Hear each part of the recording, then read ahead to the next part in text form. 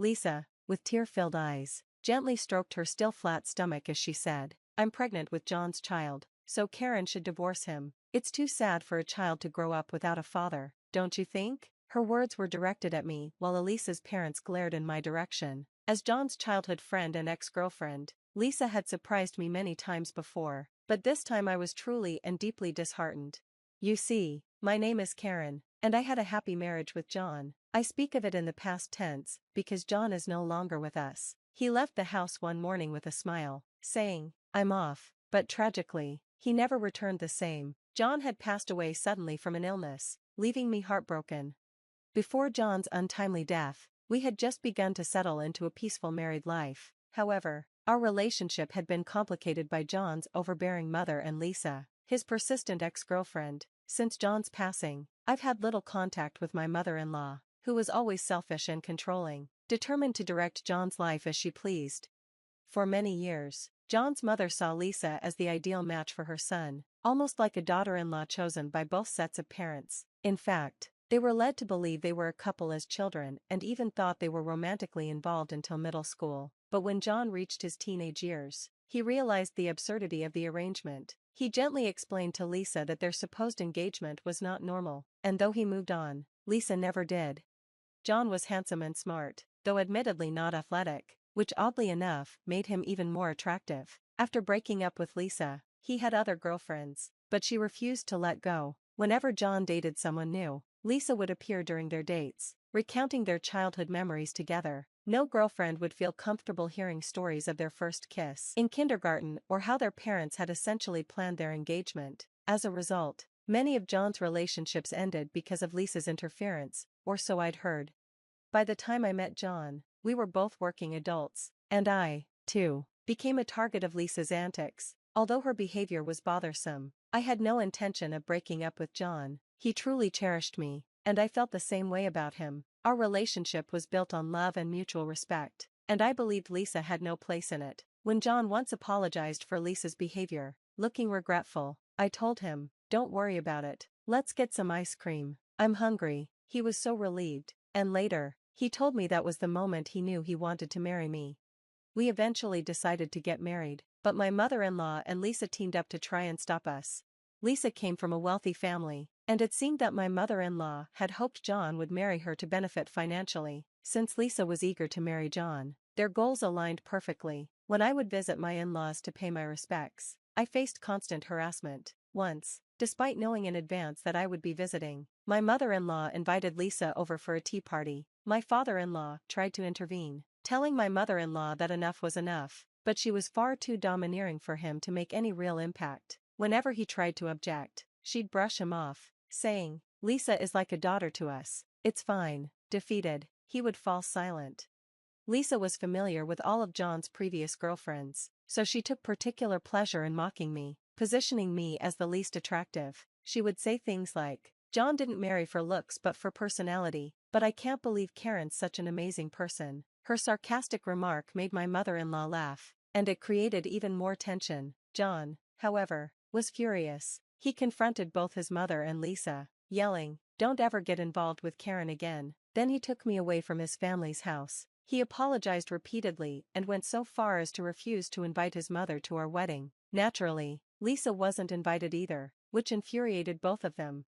In retaliation, my mother-in-law and Lisa decided to visit our new home when John wasn't around. John had already told me that I didn't need to interact with them, so when I saw them on the security camera, I asked them to leave, but they refused, ringing the doorbell and making a scene. To avoid drawing attention from the neighbors, I reluctantly opened the door. They barged in, immediately criticizing the interior of our home. Lisa called the indirect lighting, which John had carefully chosen, tacky, but when I mentioned that John had selected it, she quickly changed her tone, saying, "That's so John, I actually think it's a nice design," making her insincerity all the more obvious.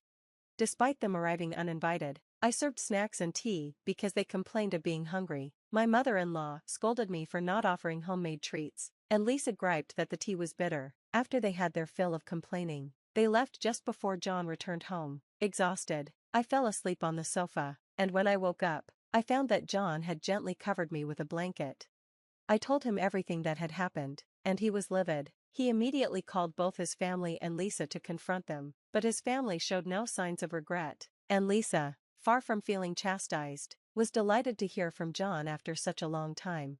I realized that no matter what we said to my mother-in-law or Lisa, it wouldn't make a difference. After talking it over with John, we decided that if they showed up again, we wouldn't open the door and would call the police if they caused a scene. If they still refused to leave, we planned to seek further help from the authorities. It was really difficult when my mother-in-law and Lisa did show up, and we had to call the police. However, after being scolded by the officers, they finally stopped coming to our house. Though it was tough, I thought we could finally live in peace. But then, out of nowhere, John passed away suddenly. At the funeral, I was in shock, clinging to the coffin and crying. My mother-in-law cruelly blamed me, saying that I had stressed John out, leading to his death. If my parents hadn't stood up for me, I don't know how I would have made it through. I expected Lisa to attend the funeral, but she didn't. Even now, I shudder to think what might have happened if she had teamed up with my mother-in-law to accuse me. 3 years have passed since John's death, and I still live in the house we shared. Though it's painful, I can't bring myself to leave the place filled with memories of him. One day, as I was enjoying a quiet moment, the doorbell rang. I checked the monitor and saw Lisa, along with 2 people who looked like her parents. Lisa was smiling, but her parents wore serious expressions. Curious, I decided to let them in since John's death anniversary was approaching. I opened the door, not realizing it was a mistake. "Long time no see, Karen," Lisa said. "I'm pregnant with John's child, so you need to divorce him. It's not right for a child to grow up without a father, don't you think?" She caressed her flat stomach, her eyes filling with tears. I was shocked. I had been caught off guard by Lisa before, but this time I was completely speechless. John had passed away, and yet she was saying this? As I tried to make sense of her words, her parents stepped forward, raising their voices. "Even though John was married, he got Lisa pregnant. He needs to take responsibility," they shouted. "You can't expect Lisa to raise this child alone." As the 3 of them made a scene at my door, I felt a cold chill run down my spine. Even after John's death, Lisa continued to torment him. John had always been kind, but Lisa caused him so much stress during his life. I couldn't forgive her. With that thought, I invited them inside, saying it wasn't good to keep standing at the entrance. I led them into the living room, where our family portraits were displayed. Lisa's parents entered first and were shocked when they saw the portraits. Lisa followed, her eyes widening and her voice catching in her throat when she spotted John's picture. While they were still processing what they saw, I calmly unfolded a table, served tea, and sat down. "So, Lisa, you're pregnant with John's child, huh? John passed away 3 years ago. I'd love to know how you managed to get pregnant with my late husband's child," I said, pretending to be concerned. "Are you feeling okay? You look a little pale." Lisa's face turned white, her voice trembling as she muttered, That can't be true." But before she could react further, her parents stepped in. Her father immediately knelt down in apology, followed by her mother. He grabbed Lisa's arm, forcing her to bow as well. "We're so sorry," her father said. "We didn't know John had passed away." As Lisa broke into tears, her father grabbed her by the collar and shouted, "Who's the father of the child you're carrying?" That's when Lisa started to confess her wrongdoings. The reason Lisa had stopped coming to our house wasn't because she had given up, but because she had been transferred for work. It turned out that neither Lisa's nor John's parents had been in contact, so they truly didn't know John had passed away. As for the baby Lisa claimed to be carrying, it was unclear who the father was. It could have been her married boss or one of the men she met at bars. Lisa had been living such a chaotic life that it was impossible to determine who the father was. Even though she had feelings for John, she had tried to tear us apart by lying and saying the child was his, thinking John wouldn't abandon her now that she was going to be a single mother. Upon hearing Lisa's confession, her mother started crying, and her father called her behavior shameful. I calmly asked Lisa, "How many months pregnant are you?" Oh, 3 months. The baby is already kicking," she stammered. "You usually don't feel the baby move until at least 4 months. Are you sure there's really a baby?" I asked, giving her a cold stare. Lisa trembled and eventually admitted, "There's no baby. I love John. I really do." As she rambled on, her mother began smacking her on the back, and her father, now in tears, deeply bowed to me and said, "We will come back another day to apologize." Then they left.